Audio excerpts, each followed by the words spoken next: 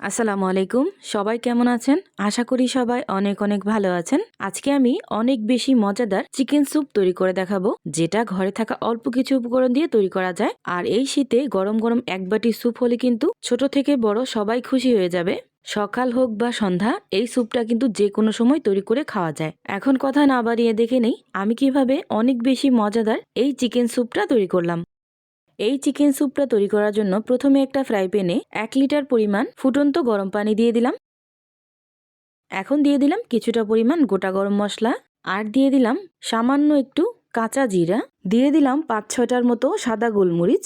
আপনারা চাইলে এখানে গোলমরিচটা নাও ব্যবহার করতে পারেন, কারণ পরবর্তীতে আবার কিন্তু গোলমরিচের গুঁড়া আমি ব্যবহার করব। আর দিয়ে দিলাম 3টা রসুন এইভাবে গোটা করে কেটে দেওয়া। দিয়ে দিব 400 গ্রামের মতো মুরগির মাংস। এটা কিন্তু হাড় ছাড়া মুরগির মাংস। এখন সবকিছু একসাথে খুব ভালো করে মিশিয়ে ঢাকনা লাগিয়ে 5 মিনিটের মতো রান্না করব। দেখতেই পাচ্ছেন একদম পারফেক্টলি 5 মিনিট রান্না হয়ে গেছে। এখন আমি ঢাকনাটা উঠিয়ে নিব। আর এই মাংসগুলো কিন্তু খুব ভালোভাবে সেদ্ধ হয়ে গেছে। এখন এই মাংসগুলো উঠিয়ে নিব। আর এখানে যে আস্ত গোটা মশলাগুলো আছে এগুলো কিন্তু উঠায় ফালাই দিতে হবে। আর এই মাংস সেদ্ধ করা যে পানিটা আছে এই পানিটা কিন্তু আমি ব্যবহার করব এখানে এই স্যুপটা রান্না করার জন্য। তার জন্য এই পানিটাকে একটা ছাঁকনির সাহায্যে খুব ভালোভাবে ছেঁকে নিতে হবে। আর ছেঁকে নিলেই কিন্তু এই চিকেনের পানিটা একদম পারফেক্টলি রেডি হয়ে যাবে। এখন এই পানিটা ছেঁকে একটা সাইডে রেখে দেব।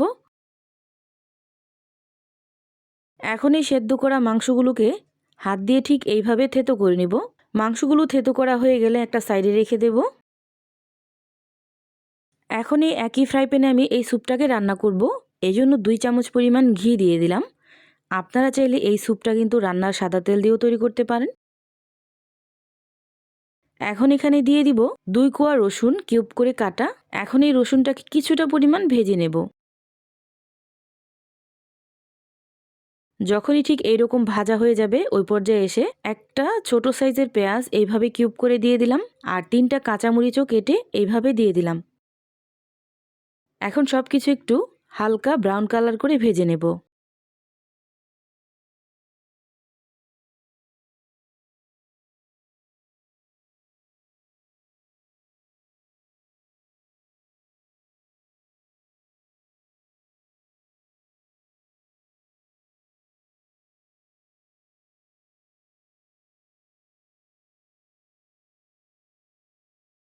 হালকা ব্রাউন কালার যখন হয়ে যাবে ওই পর্যায়ে এসে একটা টমেটো কিউব করে কেটে দিয়ে দিলাম।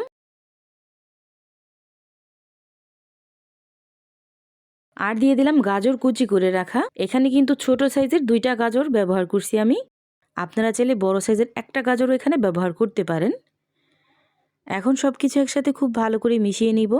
আর এইভাবেই রান্না করব যতক্ষণ না একদম পারফেক্টলি সবকিছু একসাথে ভাজা হচ্ছে। আর যত ভালো করে ভাজবেন ততই কিন্তু এই স্যুপের টেস্ট ভালো আসবে।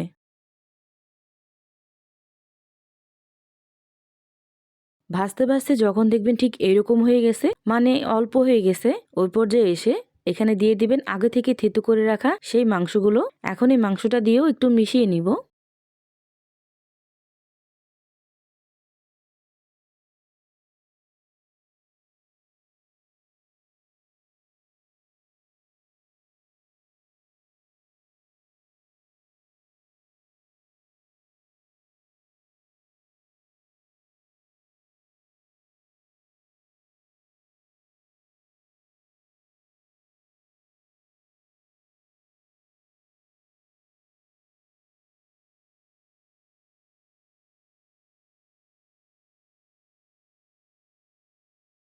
মাংসটাকে মিশিয়ে নেওয়ার পর ছেঁকে এখানে সেদ্ধ করা চিকেনের পানিটা দিয়ে দিব।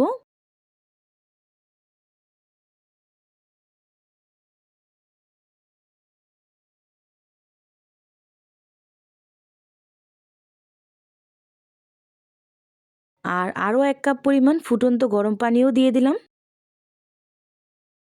এখন দিয়ে দিব 2 প্যাকেট নুডলস। আর এই নুডলসটাকে আমি ঠিক এইভাবে ছোট ছোট করে ভেঙে দিয়ে দিলাম। আপনারা যদি কম করে তৈরি করতে চান তাহলে 1 প্যাকেট নুডলস দিয়েও কিন্তু তৈরি করতে পারেন। এখন নুডলসটা দিয়ে ঢাকনা লাগিয়ে ততক্ষণ পর্যন্ত রান্না করব যতক্ষণ না পারফেক্টলি নুডলসটা সেদ্ধ হয়ে যাচ্ছে। আর এই তো দেখতেই পাচ্ছেন কিছুক্ষণ রান্না করার পর নুডলসটা কিন্তু একদম পারফেক্টলি সেদ্ধ হয়ে গেছে। এখন এই নুডলসটাকে খুব ভালোভাবে একটু মিশিয়ে নিব, যাতে করে নুডলসটা একটু ছাড়া ছাড়া হয়ে যায় আর কিছুটা ভেঙেও যায়। এই স্যুপটাকে গাঢ় করার জন্য এখানে আমি 2 চামচ পরিমাণ নিয়ে নিলাম কর্নফ্লাওয়ার। এখন কিছুটা পরিমাণ পানি দিয়ে খুব ভালোভাবে মিশিয়ে নিব এই কর্নফ্লাওয়ারটাকে। মিশিয়ে একটা সাইডে রেখে দেব। এই পর্যায়ে এসে এখানে 1 টিস্পুন পরিমাণ দিয়ে দিলাম গোলমরিচের গুঁড়া। এখানে আমি সাদা গোলমরিচের গুঁড়া ব্যবহার করলাম, আপনারা চাইলে কালো গোলমরিচের গুঁড়ো এখানে ব্যবহার করতে পারেন। আর 1 টিস্পুন পরিমাণ দিয়ে দিলাম ভিনেগার। 2 চামচ পরিমাণ দিয়ে দিলাম টমেটো সস। হাফ চামচ পরিমাণ দিয়ে দিলাম সয়া সস। এখানে সয়া সসের পরিমাণটা একটু কম দিবেন। দিয়ে দিলাম হাফ চামচ পরিমাণ জিরা গুঁড়া। এখন সবকিছু একসাথে খুব ভালো করে একটু মিশিয়ে নিব।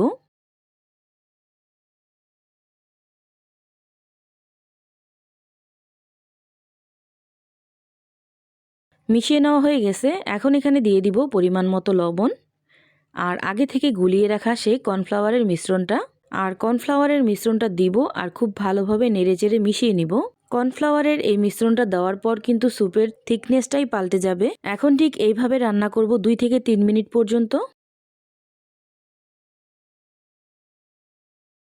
2 থেকে 3 মিনিট রান্না করার পর এখানে আমি দিয়ে দিব 2 প্যাকেট পরিমাণ ম্যাগি মশলা।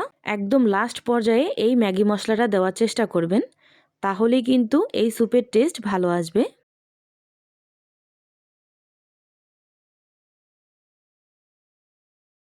দিয়ে দিলাম আরও 2 চামচ পরিমাণ টমেটো সস।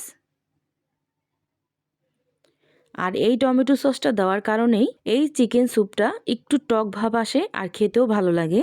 এখন সবকিছু একসাথে খুব ভালোভাবে মিশিয়ে নিব। এই স্যুপটা কিন্তু একদম পারফেক্টলি রান্না হয়ে গেছে। এখন নামানোর আগ মুহূর্তে ধনিয়া পাতা কুচি দিয়ে নামিয়ে নেবেন। তৈরি হয়ে গেল অনেক বেশি মজাদার চিকেন স্যুপ। এভাবে বাসায় একবার হলো তৈরি করে দেখতে পারেন। এখন এই স্যুপটা গরম গরম পরিবেশন করতে পারেন, অনেক বেশি মজাদার হয়। দেখতেই পাচ্ছেন কত বেশি পারফেক্ট হয়েছে। এটা কিন্তু ঠান্ডা করে খাওয়া যাবে না, গরম অবস্থায় খেতে হবে। আমি তো আমার পরিবারের সবার জন্য এই স্যুপটা তৈরি করলাম, আপনারাও বাসায় তৈরি করে দেখতে পারেন। ইনশাল্লাহ ছোট থেকে বড় সবার কাছে খুবই ভালো লাগবে। আজকের এই চিকেন স্যুপের রেসিপিটা আপনাদের কাছে কেমন লাগছে অবশ্যই কমেন্ট করে জানাবেন। আর যদি কোনো প্রশ্ন থাকে তাহলে কমেন্ট করে জানাতে পারেন। সবাই ভালো থাকবেন, সুস্থ থাকবেন। আল্লাহ হাফিজ।